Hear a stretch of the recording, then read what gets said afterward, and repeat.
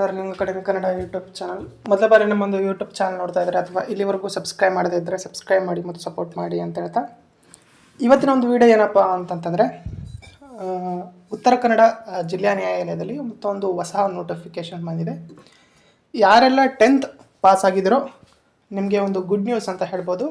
ಯಾವುದೇ ರೀತಿಯಾದಂತಹ ಒಂದು ಪರೀಕ್ಷೆ ಇಲ್ಲದೆ ನಿಮಗೆ ಡೈರೆಕ್ಟ್ ನಿಮ್ಮ ಒಂದು 10th ಮಾರ್ಕ್ಸ್ ಆಧಾರದ ಮೇಲೆ ನಿಮ್ಮನ್ನು ಏನು ಮಾಡ್ತಾರೆ ಅಂತಂದರೆ ಸೆಲೆಕ್ಷನ್ನ ಮಾಡ್ತಾರೆ. ಓಕೆ, ಯಾವೆಲ್ಲ ಹುದ್ದೆಗಳಿವೆ ಮತ್ತು ಯಾವ ರೀತಿಯಾಗಿ ಸೆಲೆಕ್ಷನ್ ಪ್ರೊಸೆಸ್ ಇದೆ ಕಂಪ್ಲೀಟ್ ಆದಂಥ ಇನ್ಫಾರ್ಮೇಷನ್ ಈ ವಿಡಿಯೋದಲ್ಲಿ ನಿಮಗೆ ತಿಳಿಸ್ತಾ ಹೋಗ್ತೀನಿ.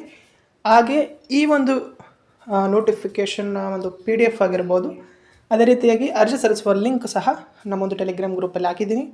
ಟೆಲಿಗ್ರಾಮ್ ಗ್ರೂಪ್ ಲಿಂಕ್ ಬಂದುಬಿಟ್ಟು ಇದೇ ವಿಡಿಯೋದ ಡಿಸ್ಕ್ರಿಪ್ಷನ್ಲಿರುತ್ತೆ. ಪ್ರತಿಯೊಬ್ಬರು ಸಹ ಜಾಯ್ನ್ ಆಗಿ ಇಚ್ಛೆಯುಳ್ಳವರು ಅರ್ಜಿ ಸಲ್ಲಿಸ್ಬೋದು. ಮೊದಲಾಗಿ ಬಂದುಬಿಟ್ಟು ಏನಪ್ಪ ಅಂತಂದರೆ ನೀವು ನೋಡ್ಬೋದು, ಆನ್ಲೈನ್ ಅರ್ಜಿ ಸಲ್ಲಿಸೋದಕ್ಕೆ ಪ್ರಾರಂಭ ದಿನಾಂಕ ಬಂದುಬಿಟ್ಟು 17/8/2026 ಪ್ರಾರಂಭ ಆಗಿದೆ. ಅಂದರೆ ಇವತ್ತಿನಿಂದ ಆನ್ಲೈನ್ ಅಪ್ಲಿಕೇಶನ್ ಸ್ಟಾರ್ಟ್ ಆಗಿದೆ. ಕೊನೆಯ ದಿನಾಂಕ ಬಂದುಬಿಟ್ಟು 16/9/2026 ಸಹ ನೀವು ಆನ್ಲೈನ್ ಮೂಲಕ ಅರ್ಜಿಯನ್ನು ಸಲ್ಲಿಸ್ಬೋದು. ಈಗ ನೋಡ್ಬೋದು ಸ್ನೇಹಿತರೆ, ಫಸ್ಟ್ ಬಂದುಬಿಟ್ಟು ಆದೇಶ ಜಾರಿಕಾರರು ಅಂತೇಳಿ ಅಂದರೆ ಟೋಟಲಾಗಿ 13 ಹುದ್ದೆಗಳಿವೆ. ಈ ಹುದ್ದೆಗಳಿಗೆ ನಿಮ್ಮ ಒಂದು ಕ್ಯಾಟಗರಿ ವೈಸು ಒಂದು ಹುದ್ದೆಗಳ ಸಂಖ್ಯೆಯನ್ನು ಸಹ ಕೊಟ್ಟಿದ್ದಾರೆ. ನಿಮಗೆ ನಿಮ್ಮ ಒಂದು ಕ್ಯಾಟಗರಿ ಯಾವುದು ಮತ್ತು ಎಷ್ಟು ಹುದ್ದೆಗಳಿವೆ ಎಂಬುದನ್ನು ಸಹ ನೀವು ನೋಡ್ಕೋಬೋದು. ಓಕೆ, ಟೋಟಲಾಗಿ ಹುದ್ದೆಗಳಿರುವಂಥದ್ದು 13 ಹುದ್ದೆಗಳಿರ್ತವೆ. ನೆಕ್ಸ್ಟ್ ಬಂದುಬಿಟ್ಟು ಜವಾನ ಹುದ್ದೆಗಳು ಬಂದುಬಿಟ್ಟು 65 ಹುದ್ದೆಗಳಿವೆ ಸ್ನೇಹಿತರೆ. ಇದಕ್ಕೂ ಸಹ ನೀವು ನೋಡ್ಬೋದು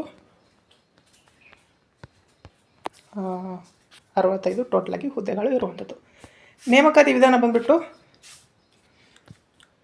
ಇಲ್ಲಿ ಕೊಟ್ಟಿದ್ದಾರೆ ನೋಡಿ, ಆನ್ಲೈನ್ ಅರ್ಜಿ ಸಲ್ಲಿಸಬೇಕಾಗತ್ತೆ.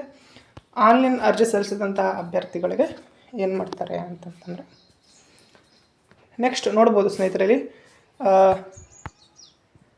ನಿಮ್ಮೊಂದು ಅರ್ಜಿ ಸಲ್ಲಿಸುವಂಥ ಪಾವತಿಸಬೇಕಾದಂಥ ಒಂದು ಶುಲ್ಕ ಫೀಸ್ ಎಷ್ಟಿದೆ ಅಂತಲೂ ಸಹ ನೀವು ಗಮನಿಸಬಹುದು.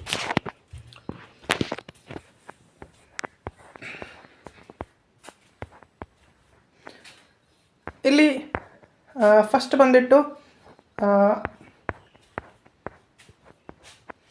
ಜವಾನ ಹುದ್ದೆಗಳಿಗೆ ಮತ್ತು ಆದೇಶ ಜಾರಿಕಾರರಿಗೆ ಕ್ವಾಲಿಫಿಕೇಷನ್ ಬಂದುಬಿಟ್ಟು ನಾನು ನಿಮಗೆ ಮೊದಲೇ ಹೇಳಿದಂತೆ ಏನಪ್ಪ ಅಂದರೆ 10th ಪಾಸ್ ಆದಂಥ ಅಭ್ಯರ್ಥಿಗಳು ಅರ್ಜಿ ಸಲ್ಲಿಸ್ಬೋದಾಗಿರುತ್ತೆ. ಅದೇ ರೀತಿಯಾಗಿ ಜವಾನ ಹುದ್ದೆಗಳಿಗೂ ಸಹ 10th ಪಾಸ್ ಆದಂಥ ಅಭ್ಯರ್ಥಿಗಳು ಅರ್ಜಿ ಸಲ್ಲಿಸ್ಬೋದು. ಆದೇಶ ಜಾರಿಕಾರರಿಗೆ ನಿಮ್ಮ ಹತ್ರ ಏನಾದರೂ ಲೈಸೆನ್ಸ್ ಇತ್ತು ಅಂತಂದರೆ ನಿಮಗೆ ಆದ್ಯತೆಯನ್ನು ಕೊಡ್ತಾರೆ. ಅರ್ಜಿ ಸಲ್ಲಿಸುವಾಗ ನೀವು ಅವೆಲ್ಲ ನೀಡಬೇಕಾಗತ್ತೆ. ಈಗ ಏನು ಮಾಡ್ತಾರೆ ಅಂತಂದರೆ ನೋಡ್ಬೋದು ಸ್ನೇಹಿತರೆ, ನೆಕ್ಸ್ಟು ಇಂಟರ್ವ್ಯೂ ಕರೀತಾರೆ ಸ್ನೇಹಿತರೆ. ನಿಮಗೆ ಆದೇಶ ಜಾರಿಕಾರರು ಮತ್ತು ಜವಾನ ಹುದ್ದೆಗಳಿಗೆ ಒಂದು ಹುದ್ದೆಗೆ ನಿಮ್ಮ ಏನು 10th ಮಾರ್ಕ್ಸ್ ಆಧಾರದ ಮೇಲೆ ಒಂದು ಹುದ್ದೆಗೆ 25 ಅಭ್ಯರ್ಥಿಗಳಂತೆ. ಏನಪ್ಪ ಅಂದರೆ ಆದೇಶ ಜಾರಿಕಾರರಿಗೆ ಮಾತ್ರ ಒಂದು ಹುದ್ದೆಗೆ 25 ಜನರಂತೆ, ಜವಾನ ಹುದ್ದೆಗೆ ಒಂದು ಹುದ್ದೆಗೆ 10 ಜನರಂತೆ ನಿಮ್ಮನ್ನು ಏನು ಮಾಡ್ತಾರೆ ಅಂತಂತಂದರೆ ಸಂದರ್ಶನಕ್ಕೆ ಇಂಟರ್ವ್ಯೂಗೆ ಕರೀತಾರೆ. ಇಂಟರ್ವ್ಯೂ ಆಧಾರದ ಮೇಲೆ ನಿಮಗೆ ಏನು ಮಾಡ್ತಾರೆ ಅಂತಂದರೆ ಸೆಲೆಕ್ಷನ್ನ ಮಾಡ್ತಾರೆ.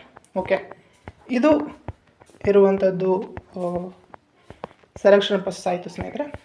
ಇದು ಇವತ್ತಿನ ಒಂದು ಏನಪ್ಪ ಅಂತಂತಂದರೆ ನೋಟಿಫಿಕೇಷನ್ ಬಗ್ಗೆ ಸಂಪೂರ್ಣವಾದಂತಹ ಮಾಹಿತಿ ಆಯಿತು. ಇಚ್ಛೆಯುಳ್ಳಂಥ ಅಭ್ಯರ್ಥಿಗಳು ಇದಕ್ಕೆ ಏನು ಮಾಡ್ಬೋದು ಅಂತಂದರೆ ಅರ್ಜಿಯನ್ನು ಸಲ್ಲಿಸ್ಬೋದು. ಓಕೆ,